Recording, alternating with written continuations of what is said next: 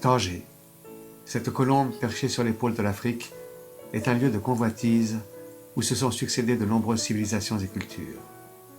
Phéniciens, Carthaginois, Mauritaniens, Romains, Vandales, Byzantins, dynasties du Maroc, Arabes d'Égypte, de Tunisie et d'Espagne, se disputent tour à tour la souveraineté de la ville. Après 3 tentatives et 3 échecs, les Portugais s'en emparent, puis les Espagnols et de nouveau les Portugais, puis les Anglais, les Français, avant de devenir internationale et enfin marocaine. Tanger est la ville multiculturelle.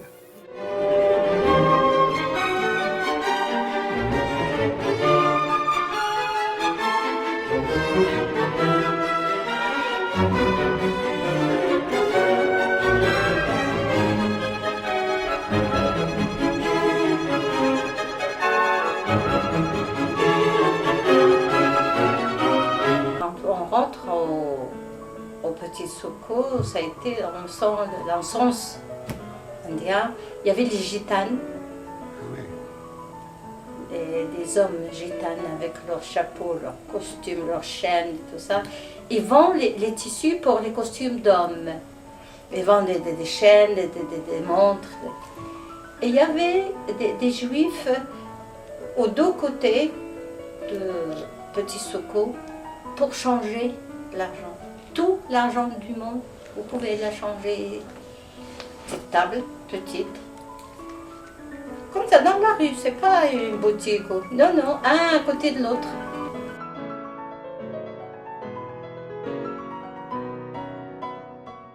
Alexandre Dumas fils a laissé son souvenir au Petit Soko, où, longtemps après son passage, un vieil illusionniste catalan récitait encore des passages de la Dame aux camélias. Souk Bara, le Grand Soko, une grande place typiquement marocaine, bordée de cafés, de petits restaurants, de boutiques d'épices et d'agrumes. Les jours de souk, on peut toujours y voir les paysannes rifènes décrites dans les récits des voyageurs du début du siècle. La tête coiffée de leurs grands chapeaux de paille, avec des pompons de laine, et les jambes entourées par des lanières de cuir.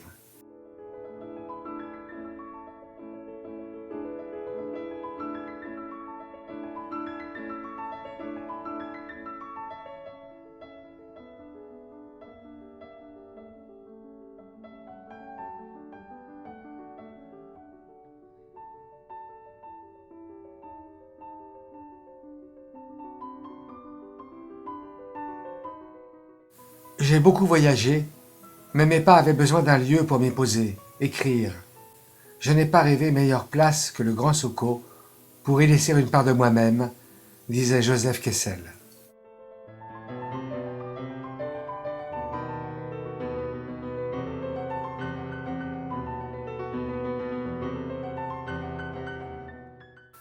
C'est sur cette place que le 10 avril 1947, le sultan Mohamed Ben Youssef, futur Mohamed V, accompagné du prince héritier Moulay Hassan et de la princesse Lala Aïcha, prononce le premier discours qui fait allusion à l'indépendance du Maroc. La place du Grand Soko est rebaptisée place du 9 avril, qui est le jour de l'arrivée du sultan Mohamed V à Tanger.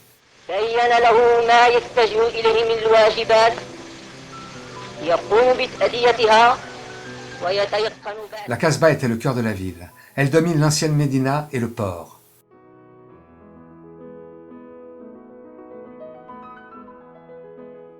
C'est une citadelle qui, bien que reliée à l'enceinte de l'ancienne ville fortifiée, la Médina, pouvait s'isoler pour devenir un réduit de défense capable de poursuivre la résistance et servir de refuge au gouvernement.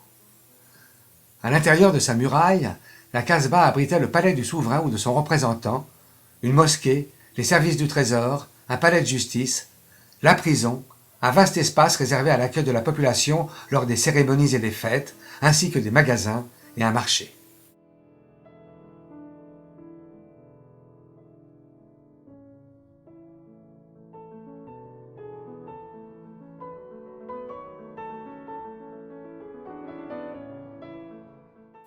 Créé en 1921 par Ba Mohamed, le café Khafa, au décor très austère, a su résister à toutes les tentations du modernisme et à la folie de l'argent. C'est dans ce café mythique que s'est construite en partie la légende de Tanger. De Paul Bowles à Mohamed Choukri, de Jean Genet aux Beatles, aux Rolling Stones, Jimi Hendrix, Sean Connery, William Burroughs et bien d'autres, tous les amoureux de l'âme tangéroise sont venus ici bavarder, écrire, peindre, boire le thé à la menthe ou fumer la chicha.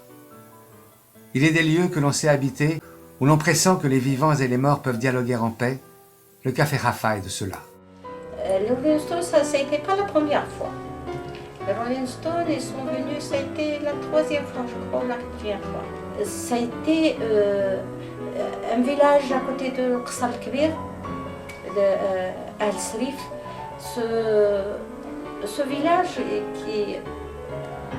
ils l'ont appelé Jajouka. C'était le village que tous les hommes de village, ils font que de la musique, que le tabl, le reta. Tous les hommes de village, ils font rien que la musique. Alors les Rolling Stones, ils ont commencé à venir. Là-bas, quand Brian Jones était en vie.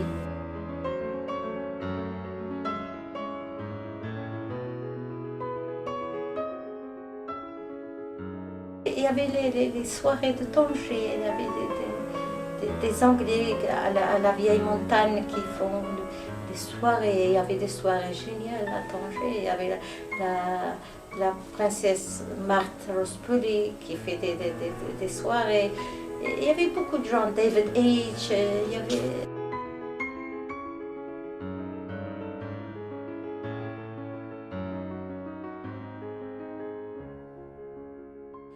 Moi, je connais un ami, Stewart Church, qui est maintenant un grand monsieur ici, à Tanger.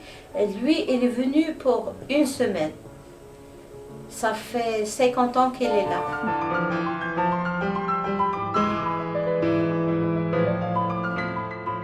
Pierre Loti y vint et raconta sa visite en 1889. Est-ce alors que le jeune cadet de la flotte tsariste Rimsky-Korsakov passa à Tanger et que Scheherazade lui fut inspiré? Saint-Saëns demeura à l'hôtel Fuentes, et c'est là, dit-on, qu'il composa sa danse macabre.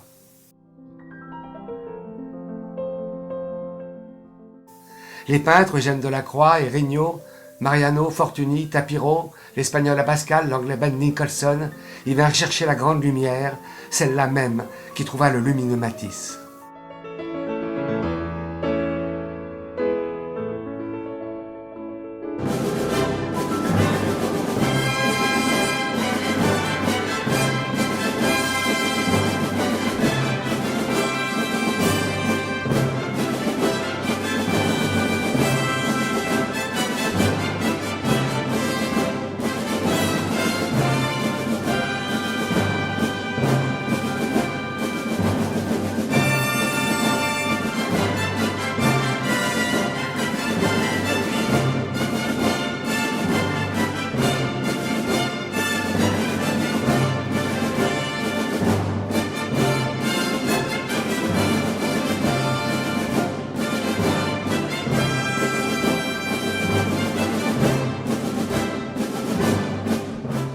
Écoutons Pierre Loti qui débarque le 26 mars 1889 à Tanger. C'est curieux même comme l'impression d'arriver est ici plus saisissante que dans aucun des autres ports africains de la Méditerranée. Malgré les touristes qui débarquent avec moi, malgré les quelques enseignes françaises qui s'étalent çà et là devant des hôtels ou des bazars, en mettant pied à terre aujourd'hui sur ce quai de Tanger au beau soleil de midi, j'ai le sentiment d'un recul subi à travers les temps antérieurs. Comme c'est loin tout à coup l'Espagne, où l'on était ce matin, le chemin de fer, le paquebot rapide et confortable, l'époque où l'on croyait vivre. Ici, il y a quelque chose comme un suaire blanc qui tombe, éteignant les bruits d'ailleurs, arrêtant toutes les modernes agitations de la vie, le vieux suaire de l'islam.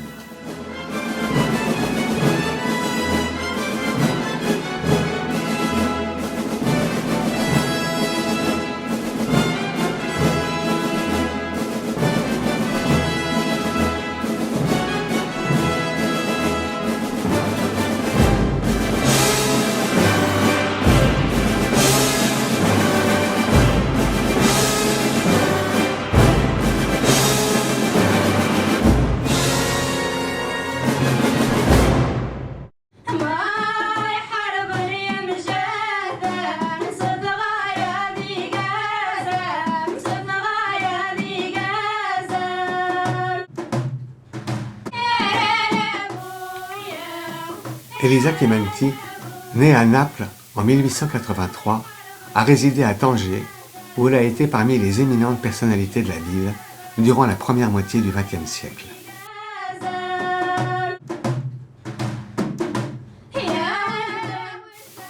Son père, médecin et poète, s'établit en Tunisie avec toute sa famille en 1884, puis au Maroc, où il devient le médecin personnel du sultan Moulay Hassan.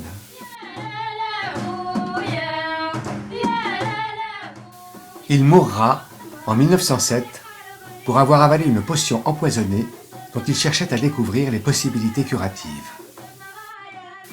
À Tunis puis à Tanger, Elisa fréquente l'école de l'Alliance israélite.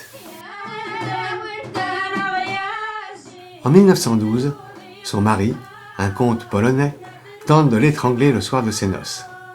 Elle divorce quelques années plus tard. En 1914, elle fonde avec sa mère la première école italienne au Maroc. Elle fut également la première à fonder une institution prestigieuse, l'école italienne à Tanger, établissement d'avant-garde, interculturel et multiconfessionnel, comprenant le primaire et le secondaire. Toujours élégante, toujours le chapeau. Ses yeux pétillants d'intelligence. De rouge à lèvres. Une touche. Parce qu'elle aimait faire ça. Donc ça devient une toute petite bouche. Écrivain et ethnologue, journaliste, enseignante. Selon le curriculum vitae signé de sa main, elle maîtrisait parfaitement le français, l'arabe, l'espagnol, l'italien, l'hébreu, l'allemand, le portugais, le russe et plusieurs dialectes maghrébins. La douceur de la dame était unique. Avec quelle gentillesse il s'adressait à cette classe un peu sauvage. Il a su, comment dirais-je, mater tout le monde et calmer tout le monde et faire une amitié avec tout le monde.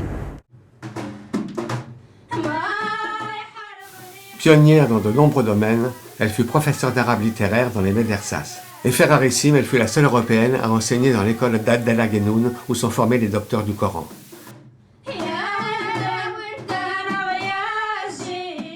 Elle défendit les déshérités marocains envers et contre tout, surtout dans les journaux européens dont elle était la correspondante. Elle s'intéressa à l'écologie et même à la science-fiction. Dans le Tanger mondain, elle avait aussi son jour. Elle tenait un salon réputé tous les mercredis après-midi dans sa maison de la rue Ben Chimoul. Femme curieuse de tous les savoirs, elle se passionnait également pour la culture anti-islamique, les croyances primitives et païennes, dont on retrouve la permanence des rites, les cultes des eaux, des végétaux, des génies, dans son ouvrage de 1000 pages, Chants du Maghreb.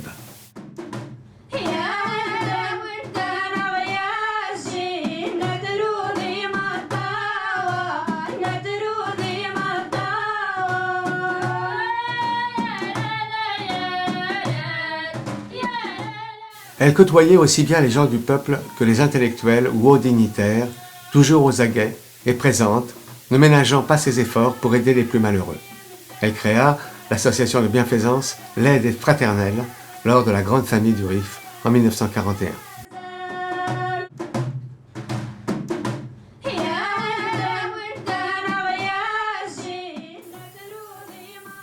Les personnes sont la source de son inspiration, surtout les femmes. Les femmes qu'elle observe comme une ethnologue, les relations qu'elles savent tisser, leurs ruses quotidiennes pour survivre, les moindres détails de la vie quotidienne, leur bassesse et leur héroïsme.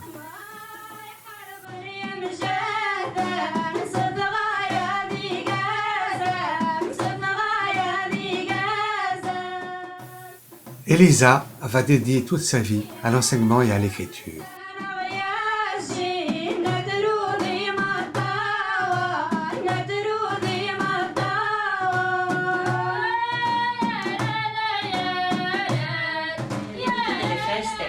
I poeti hanno cantato il profumo soave dell'incenso, le donne hanno vantato felici il profumo dei gelsomini e delle rose.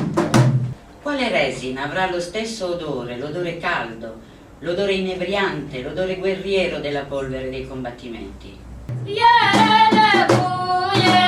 È giunto portato dal vento l'odore della polvere, che gli uomini degni di questo nome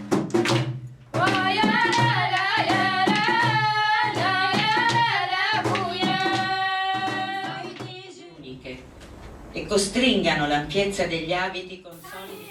La perte de ses 3 sœurs et le manque de ressources rendent tragiques ces dernières années. Je vis dans la misère la plus lugubre, écrivait-elle dans une lettre poignante au président de la République italienne en 1964. Elle s'éteignit à l'âge de 86 ans en 1969. Chiquito, son chien, fidèle compagnon de tous les instants, qui frôlait l'admiration envers sa maîtresse, se laissera mourir de faim quelques jours après sa mort. Une sainte, cette femme. Elle allait sans but précis, en train de pleurer toute seule, parce qu'elle était vraiment dans la misère, perdue, abandonnée, tout le monde est parti et mort. Elle a tellement pleuré, elle a supplié Dieu, et puis elle m'a dit, j'ai vu un visage rayonnant, avec une barbe, qui me souriait à 2 reprises, au-dessus d'un nuage, un grand visage. Où étais-tu caché? Je te cherchais dans l'Arsa, au bord de la source. Je ne t'ai pas trouvé. Où étais-tu caché? Je te cherchais sous la tente, dans le Mekha. Je ne t'ai pas trouvé. Où étais-tu caché? Je te cherchais au cœur du Dard, et dans le riet frais, je ne t'ai pas trouvé. Où étais-tu caché? Je te cherchais sur la route, et dans le sanctuaire, je ne t'ai pas trouvé.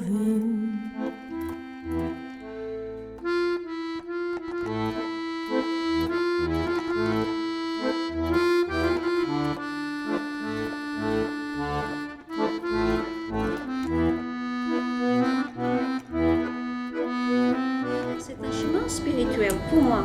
Et c'est pour ça que pour moi, elle est très importante. Quand- C'est vraiment comme une mère spirituelle. Oui, oui. L'amour envers les animaux, les humbles, les pauvres. Jamais vu une femme pareille. Oui. Jamais. Jamais. Jamais, au grand jamais. Où étais-tu caché? Je t'ai cherché au cœur du Dard, et dans le riet frais, je ne t'ai pas trouvé. Où étais-tu caché? Je t'ai cherché sur la route, et dans le sanctuaire, je ne t'ai pas trouvé. La la la la la la, la la la la la, la la la la la, la la la la la, la la la la la, la la la la la la.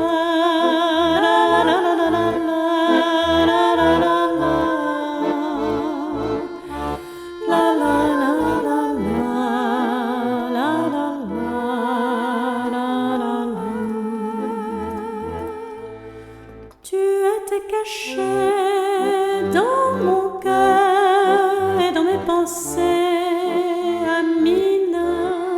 Tu étais blotti dans ma poire.